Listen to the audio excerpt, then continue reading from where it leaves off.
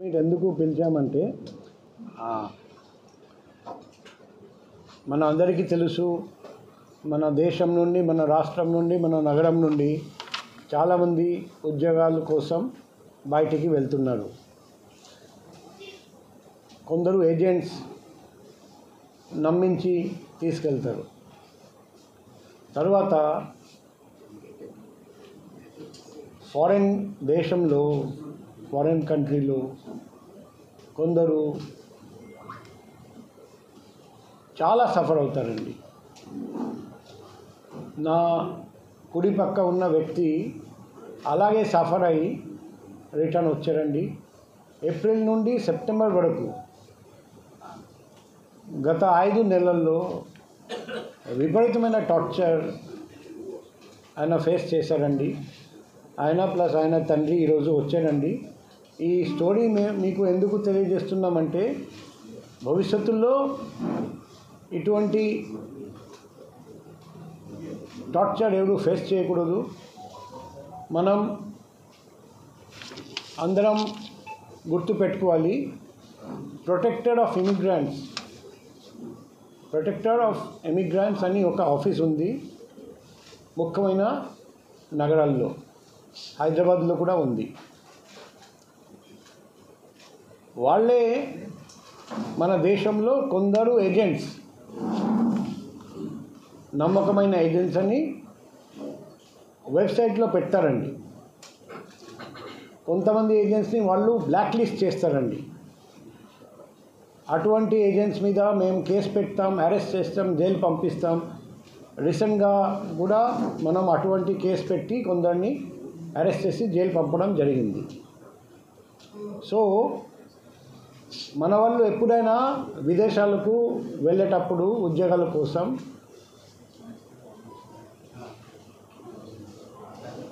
నమ్మకమైన ఏజెంట్స్ ద్వారానే వెళ్ళాలి. లేకపోతే ఉద్యోగాలు ఇప్పిస్తామని నమ్మించి వేరే దేశానికి తీసుకెళ్ళి డబ్బు ఇవ్వకుండా వాళ్ళ ద్వారా తప్పుడు పనులు చేయించి, తర్వాత మోసం చేసి, చిత్రహింసలు చేసి బాగా టార్చర్ పెడతారండి. ఈ పరిస్థితి ఎవరికి రాకూడదు. ఈ వ్యక్తి కూడా ఒక మంచి ఉద్యోగం కోసం, మంచి భవిష్యత్తు కోసం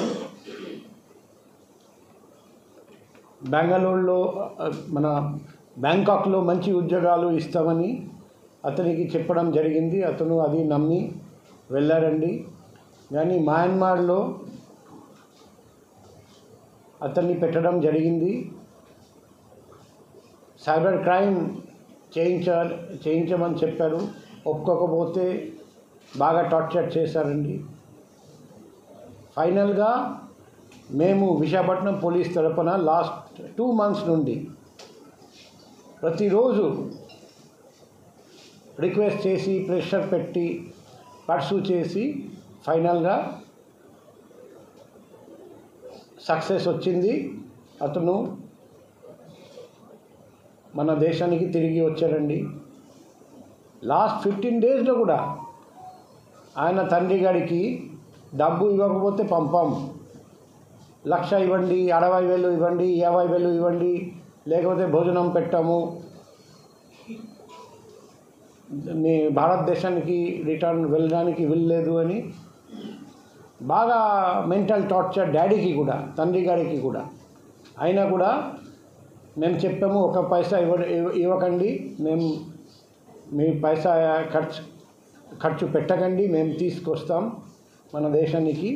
ఫైనల్గా మేము తీసుకురాగలిగాము. కానీ ఫర్దర్ ఎవరికి ఇటువంటి ఎక్స్పీరియన్స్ జరగకూడదు. అందుకే ఈ ప్రెస్ మీట్ పెట్టడం జరిగింది. ఇప్పుడు ఇతను చెప్తాడు ఏం జరిగింది. నాకు హాస్పిటల్ సెక్టర్ జాబ్ అని చెప్పారు సార్. సో అది నేను అప్లై చేశాను. లింక్డ్ఇన్ ద్వారా వచ్చింది లింక్.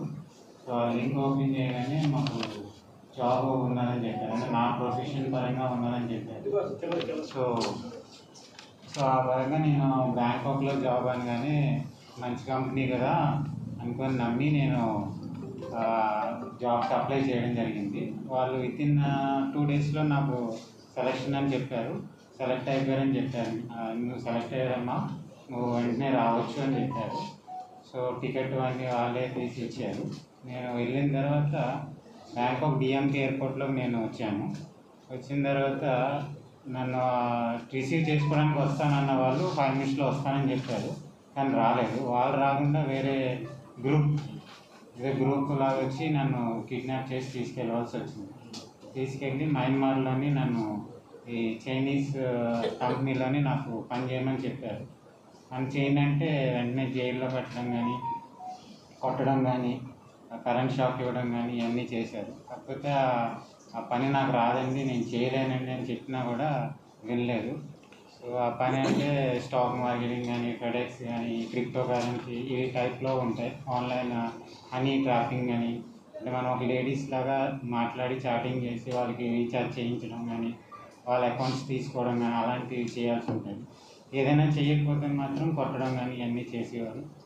సో ఆ టైంలోని ఎవరికి చెప్పాలో ఎలా చెప్పాలో తెలియక ఫోన్స్ కూడా లాగేసుకుంటే మా సిస్టమ్స్ ద్వారా నాన్నగారికి మెసేజ్ పెట్టడం జరిగింది. నాన్నగారు ఇక్కడ మన సిటీ పోలీస్ కమిషనర్ గారు కానీ, జాయింట్ కమిషనర్ గారు కానీ, మన సైబర్ క్రైమ్ డిపార్ట్మెంట్స్ కానీ వాళ్ళందరికీ రిక్వెస్ట్ చేసుకొని నా కొడుకుని ఎలాగైనా తీసుకొని రండి అని చెప్పించి వాళ్ళ కష్టం ద్వారా నేను వచ్చాను సార్. లేకపోతే చచ్చిపోతానేమో అనుకున్నాను సార్. కాకపోతే మన సార్లు ఇంత కష్టపడి నన్ను తీసుకొని వచ్చారు సార్. దానికి కృతజ్ఞతలు చెప్పుకోవడం తప్ప ఇంక నేనేం చేయలేను. ఎంతో కరెంట్ షాక్లు పెట్టారు, అంటే 2 కాలు చేతులు చచ్చిపడిపోయారు. నాలా చాలామంది ఉన్నారు, వాళ్ళందరినీ సార్ వాళ్ళు తీసుకొని రావడం జరిగింది. సో దానికి థ్యాంక్ యూ చెప్పడం తప్ప ఇంకేం చేయలేను. అంటే పునర్జన్మని ఇచ్చాడు అంటే నాకు, అందుకన్నా నేనేం చేయలేను. తండ్రి గారి ద్వారా నేను సార్లు నాన్నగారు ఎంత కష్టపడ్డారో నాకు చెప్పేవారు. ఇక్కడికి వచ్చిన తర్వాత చెప్పారు. ఇంకా టికెట్ కూడా వాళ్ళే నాకు స్పాన్సర్ చేయించారు. దాని ద్వారా నేను ఇక్కడికి రావాల్సి వచ్చింది. కష్టపడి తీసుకొచ్చినందుకు సార్లందరికీ, మొత్తం స్టేట్లో అంటే పోలీస్ డిపార్ట్మెంట్ అందరికీ నేను ధన్యవాదాలే చెప్పుకోగలను. అంతకన్నా నేనేం చేయలేను. థ్యాంక్ యూ సార్ నన్ను తీసుకొచ్చినందుకు.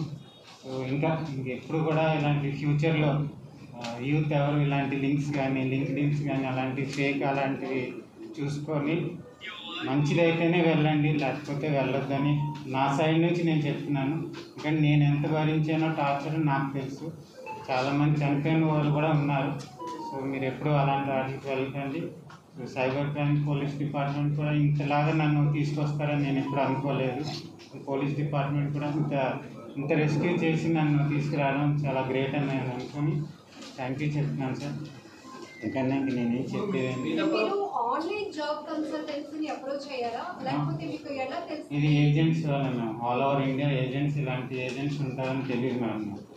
ఫస్ట్ టైం అప్లై చేశాను, ఇక్కడ చేస్తున్నాను. కాకపోతే ఇంకొంచెం డబ్బులు ఎక్కువగా వస్తాయి కదా, విదేశాల జాబులు అంటే తెలిసిందే కదా సార్, ఎక్కువ అమౌంట్ వస్తుంది అని ఆ ఉద్దేశపరంగానే ఏజెంట్స్ని నమ్మి వెళ్ళాల్సి వచ్చింది సార్. 21 మెంబర్స్ రెస్క్యూ అయ్యాను సార్. అందులోని మొత్తం ఆల్ ఓవర్ ఇండియా అంతా సార్, యూపీ, కర్ణాటక, బెంగళూరు, ముంబై, చెన్నై అందరూ వచ్చారు సార్. ఇంకొక అతను ఉన్నారు, అతను హైదరాబాద్కి చెందినట్టు, అతను రావాలి సార్. అందరినీ మన డిపార్ట్మెంట్ వాళ్ళే తీసుకొచ్చారు. ఇప్పుడు వరకు 85 మెంబర్స్ 85 మందిని రెస్క్యూ చేసి తీసుకొచ్చాము. 8 కేసులు, 19 మంది అరెస్ట్ అట్లా ఇంతవరకు చేశాము. ఇలా ఫ్యూచర్లో కూడా మీకు ఇటువంటి ఇల్లీగల్ ఏజెంట్స్ ఇలా మోసం చేస్తున్నారని తెలిస్తే మా ప్రజలకు తెలియజేస్తున్నాం. మాకు తెలియజేయండి, మా ఫోన్ నంబర్ ద్వారా తెలియజేయండి. వాళ్ళందరినీ అరెస్ట్ చేసి జైలు పంపిస్తాం. ఎందుకంటే ఇలా మోసపోతున్నారు, ఇలా టార్చర్ ఫేస్ అవుతున్నారు, ఎంతమంది జీవితం నాశనం అయిపోతుంది. తండ్రి గారికి కూడా 2 మాటలు మాట్లాడమని చెప్తున్నా. మీ ఎక్స్పీరియన్స్ చెప్పండి. గారికి నా ఉదయపూర్వక వందనాలండి. అలాగే సైబర్ క్రైమ్ భవానీ ప్రసాద్ గారికి కూడా నా ఉదయపూర్వక వందనాలు తెలియజేస్తున్నానండి. వచ్చిన మీడియా మిత్రులందరికీ నా ఉదయపూర్వక వందనాలు. ఇటువంటి ఇబ్బంది ఏ కుర్రవాడికి జరగకూడదని నేను మీ మీడియా ముందుకు రావాల్సి వచ్చిందండి. నాకు ఏప్రిల్ 25న నాకు కుమారుడు బ్యాంకాక్ ఉద్యోగానికని వెళ్తానంటే పంపించానండి. 25ని వెళ్ళినాడు. 26ని మాకు ఫోన్ చేశాడు. దిగాను అలాగని ఫోన్ చేశాడు. అక్కడి నుంచి మే 10 వరకు నాకు ఫోన్ లేదు, ఏమీ లేదండి. మా భార్యాభర్తల ఇద్దరం కూడా నానా సఫర్ పడి ఇబ్బంది పడ్డాం. మే 10వ తారీఖున మెసేజ్ చేశాడు. నన్ను ఇలా చైనా కంపెనీ వాళ్ళు బంధించి కాళ్ళు చేతులు కట్టేసి నోట్లో గొడ్డలు పెట్టి డిక్కీలో వేసుకొని కారులో తీసుకెళ్ళిపోయారు. 450 కిలోమీటర్లు తీసుకెళ్ళిపోయి ఆ చైనా కంపెనీలో పడిచారు. నాకు చాలా చచ్చిపోతానేమో అని అనిపిస్తుంది. కరెంట్ షాక్ పెట్టారు, కొట్టారు. వాటర్ తోటి మన ఫైర్ ఇంజిన్ వాటర్ తోటి పైపులతో కొట్టారట సార్. పని వీడికి ఆ కంప్యూటర్ పని రాదంటే కొట్టారట. తర్వాత ఏదో ఒప్పుకున్నారట పని చేస్తారని. అలాగా 5 నెలలు అయిపోయింది సార్. ఇప్పటికి 5 నెలలు అక్కడే ఇబ్బంది పెట్టారు. తర్వాత వాళ్ళకి నేను ఆన్లైన్లో కంప్లైంట్ చేశాను, రిటర్న్ కంప్లైంట్ ఇచ్చాను. దాన్ని బట్టి నాకు వచ్చినప్పుడల్లా నాకు హెల్ప్ చేసి ఈ అబ్బాయిని మేము తీసుకొస్తామండి, మీరు భయపడకండి, బాధపడకండి, ఏడొద్దని చెప్పినా సరే నాకు దుఃఖంగా ఏడ్చానండి చాలాసార్లు. అలాగనే నాకు సహాయం పెట్టారు. తర్వాత వాళ్ళకి నేను ఆన్లైన్లో కంప్లైంట్ చేశాను, రిటర్న్ కంప్లైంట్ ఇచ్చాను. దాన్ని బట్టి నాకు వచ్చినప్పుడల్లా నాకు హెల్ప్ చేసి ఈ అబ్బాయిని మేము తీసుకొస్తామండి, మీరు భయపడకండి, బాధపడకండి, ఏడొద్దని చెప్పినా సరే నాకు దుఃఖంగా ఏడ్చానండి చాలాసార్లు. అలాగనే నాకు సహాయం చేశారండి. నా కుమారుడు రావడానికి మన విశాఖపట్నం ఎంటైర్ పోలీస్ డిపార్ట్మెంట్ నాకు బాగా హెల్ప్ చేసిందండి. టోటల్గా ముఖ్యంగా సిపి గారు, జాయింట్ సిపి గారు, సైబర్ క్రైము వీళ్ళందరూ కూడా నాకు బాగా హెల్ప్ చేశారండి. వాళ్ళ ద్వారా నా కుమారుడు వచ్చారు. లాస్ట్కి నా దగ్గర టికెట్కి కూడా డబ్బులు లేవని చెప్పానండి ఎంబసీ వాళ్ళకి. వారితో కూడా మాట్లాడి ఒక ప్రైవేట్ సంస్థ ద్వారా టికెట్ ఇప్పించి బ్యాంకాక్ నుంచి తెప్పించారండి. దాన్ని బట్టి మొత్తం డిపార్ట్మెంట్ అందరికీ నా ఉదయపూర్వక వందనాలు తెలియజేస్తున్నానండి పేపర్ ద్వారా. ఇటువంటి నా బిడ్డడికి జరిగిన పరిస్థితి ఏ బిడ్డడికి జరగకూడదండి. ఈ కష్టం ఏ బిడ్డడో అనుభవించకూడదని మీడియా ద్వారా నేను తెలియజేస్తున్నానండి. చదువుకున్న పిల్లలైనా చదువుకోలేని పిల్లలైనా సరే ఇలాంటి రిస్క్లోని వెళ్లకుండా ఉండాలని నా కోరిక. ఈ అవకాశం ఇచ్చిన మీ అందరికీ, సిపి గారికి, జాయింట్ సిపి గారికి అందరికీ కూడా నా ఉదయపూర్వక వందనాలు తెలియజేస్తున్నానండి. చాలా కష్టపడి నాకు తీసుకొచ్చి ఇచ్చారండి నా బిడ్డని. లేకపోతే నేను చూస్తానని నేను అనుకోలేదండి. నా కొడుకు కూడా నేను మిమ్మల్ని చూడను డాడీ, నేను చనిపోతానేమో అన్నాడు. నాకు సిపి గారు ఈ మన డిపార్ట్మెంట్ అందరు నాకు హామీ ఇవ్వడం వల్ల, నాన్న నువ్వు చనిపోవడానికి చనిపోవు, మన డిపార్ట్మెంట్ తీసుకొస్తానని నాకు హామీ ఇచ్చింది, నువ్వు అలాంటివి మాట్లాడకని కూడా చెప్పానండి, మెసేజ్ పెట్టాను. దాన్ని బట్టి మీ అందరికీ నాకు వందనాలు తెలియజేస్తున్నానండి. నేను ఏమి ఇచ్చినా సరే రుణం తీర్చుకోలేనండి మన డిపార్ట్మెంట్ది. బరువు 30 కేజీ తగ్గిపోయింది కదా? అవునండి, 84 కేజీలు ఉండేవాడండి. ఈ రకంగా వచ్చి నేనే హైదరాబాద్ ఎయిర్పోర్ట్లో పోల్చుకోలేకపోయానండి. నన్ను వచ్చి పట్టుకుంటే పిచ్చోడు ఎవడో పట్టుకున్నాడు అనుకున్నానండి. నా కొడుకు నేనే పోల్చుకోలేకపోయాను, అంత ఇదిగా అయిపోయాడు. ఈ 2 రోజులు కొంచెం అలాగా కొంచెం తయారు చేసాం. దయించి అంటే నా కుర్రోడుకు భవిష్యత్తులో ఏదైనా ఉద్యోగం కోసం అది వెళ్తాడని ఈ కేసు కవర్ చేయడం జరిగింది. దాన్ని మీరు దయతో క్షమించాలని మమ్మల్ని కోరుకుంటున్నామండి. మెసేజ్ తప్ప వాడికి ఇచ్చిన కంప్యూటర్లో మెసేజ్ తప్ప ఫోన్ అన్నది లేదమ్మా. ఫోన్తో నాతో మాట్లాడిందే లేదమ్మా. అంత లాక్కున్నారు. అంత ఫోనే ఇప్పటికీ వచ్చినప్పుడు కూడా ఫోన్ ఇవ్వలేదు. వాడితో ఉన్న కుర్రోళ్ళు కూడా నాకు మెసేజే చేసేవారు. వాళ్ళకి సేఫ్ అని పెట్టేవాడిని, వాళ్ళు కూడా సేఫ్గా ఉన్నామని చెప్పేవారు. శ్రీలంక వాళ్ళు, శ్రీలంక అతను అయితే వాళ్ళ ఆవిడికి శ్రీలంకలో ఉంటే ఆవిడకి పెడితే ఆ శ్రీలంక నుంచి ఆవిడ నాకు మెసేజ్ పెట్టేవారు, మా ఆయన మీ అబ్బాయి అందరూ సేఫ్గా ఉన్నారని పెట్టేవారు. అదే నాకు తప్ప ఇంకంతకంటే ఏమి లేదమ్మా. అదే నాకు తెలిసింది. కరెంట్ పెట్టినప్పుడు కూడా డాట్స్ పెట్టారని, డాట్స్ వచ్చేసాయి, కాల్ 2 స్వచ్ఛపడిపోయాయని చెప్పాడు, మెసేజే పెట్టాడమ్మా. అంతా ఫోన్ లేదు, ఇవ్వలేదు. వచ్చినప్పుడు కూడా రూపాయి లేదు. ఒకే డ్రెస్ తోటి అనకూడదు, ఒకే డ్రెస్ తోటి 2 నెలలు ఉండి, అంటే ఓ షార్టు ఓ బనియన్ తోటి 2 నెలలు గడిపి వచ్చాడమ్మా నా కొడుకు. అది కూడా ఇక్కడ వచ్చిన తర్వాత చెప్పాడు, మాకు తెలియదు. హైదరాబాద్లో నేను బట్టలు పట్టుకెళ్ళి మార్చి మళ్ళీ తీసుకొచ్చి అంతే. సార్ ఇప్పుడు ఆఫ్లైన్లో కూడా చాలా ఏజెన్సీలు పుట్టుకొస్తున్నాయి సార్. అలాంటి వాటి మీద మనం ఎటువంటి నిఘా పెడుతున్నాం? మానిటరింగ్ కూడా ఉండటం లేదు సార్. మీరు చెప్పారు కొన్ని వాటికి ఆథరైజ్డ్గా కొన్ని కన్సల్టెన్సీస్ వర్క్ చేస్తాయి, వాటిని మాత్రం అప్రోచ్ అవ్వచ్చు. ఇప్పుడు చాలా ఓపెన్గా ఆఫర్ చేస్తున్నాం కదా సార్, మేము అక్కడికి పంపిస్తాం, విదేశాలకి మంచి ప్యాకేజ్ ఇస్తాము. సో ఎక్కడ సార్ మరి ఇంత మీ టైం వేస్ట్ లేకపోతే ఇలా చాలా జరుగుతూ ఉంది, బట్ ది గ్రౌండ్ రియాలిటీ ఎక్కడ పనిచేస్తుంది? ఇప్పుడు మినిస్ట్రీ ఆఫ్ ఎక్స్టర్నల్ అఫైర్స్ కింద పనిచేస్తుంది protector of emigrants. Protector of emigrants హైదరాబాద్లో ఆఫీస్ ఉంది, అదే మాదిరిగా పెద్ద పెద్ద పట్టణంలో ఆఫీస్ ఉంది. ఈ ఏ ఏజెంట్ ఆథరైజ్డ్, ఏ ఏజెంట్ అన్ఆథరైజ్డ్, అది చూడడం వాళ్ళ పని. మా పని ఎప్పుడు వస్తుంది? ఆఫెన్స్ జరిగిన తర్వాత, నేరం జరిగిన తర్వాత మా పని మొదలవుతుంది. కానీ మేము అనుకుంటున్నాం prevention is better than cure. నేరం అసలు జరగకూడదు.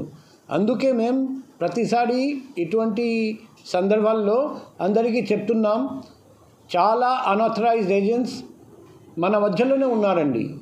మోసం చేయడానికి విశ్వ ప్రయత్నం చేస్తున్నారండి. మీరు మోసపోకండి.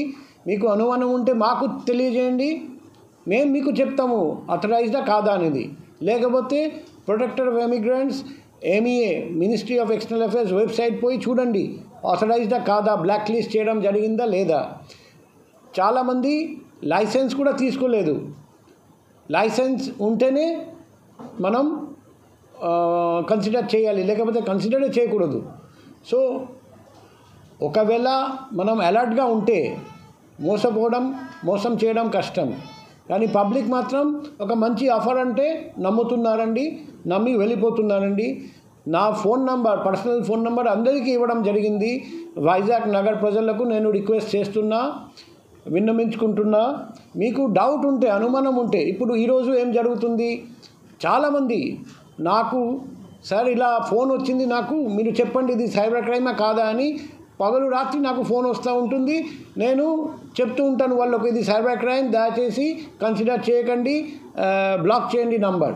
ఇదే మాదిరిగా జాబ్ ఏజెంట్స్ చాలామంది ఫేక్గా ఉన్నారండి. మీకు అనుమానం ఉంటే నాతో మాట్లాడండి, నేను మీకు సలహా ఇస్తాను. లేకపోతే డైరెక్ట్గా వెబ్సైట్ వెళ్ళండి, అక్కడ మీకు క్లియర్గా తెలిసిపోతుంది అది ఫేకా కాదా. కానీ వెరిఫై చేయకుండా నమ్మకండి. మనం ఎలా చాలా చోట్ల మనం ల్యాండ్ కొనడానికి వెళ్తాం, ఆ ల్యాండ్ ఆల్రెడీ ఎవడొక్కడికి అమ్మేశారు, మళ్ళీ తిరిగి మీకు కూడా అమ్మేస్తారు, ఇంకా మూడో వ్యక్తికి కూడా అమ్మేస్తారు. అందుకే మేము చెప్తాం కదా, మీరు ల్యాండ్ కొనాలంటే ఫస్ట్ అన్ని డాక్యుమెంట్స్ చూసి తర్వాత కొనండి, లేకపోతే మోసపోతారండి. ఇది కూడా అలాగే ఉంది. బయటికి వెళ్ళాలంటే చాలా ఆలోచించి అంత వెరిఫై చేసి అన్ని జాగ్రత్తలు పాటించిన తర్వాతనే వెళ్ళాలి, లేకపోతే మోసపోతారండి. అక్కడ జాబ్ వీసా చెప్పి తీసుకెళ్తారు, అక్కడికి పోయి చూస్తే టూరిస్ట్ వీసా ఉంది, ఇంకా వేరే వీసా ఏమీ లేదు. తర్వాత అక్కడ మీరు ఇల్లీగల్ ఇమిగ్రేషన్ కింద వాళ్ళు అరెస్ట్ చేస్తారు, అక్కడ జైల్లో పెడతారు. సో చాలా జాగ్రత్త. ఎటువంటి అనుమానం ఉంటే నాకు కాల్ చేయండి, లేకపోతే SMS పెట్టండి, వాట్సాప్ పెట్టండి, మేము మీకు గైడ్ చేస్తాం.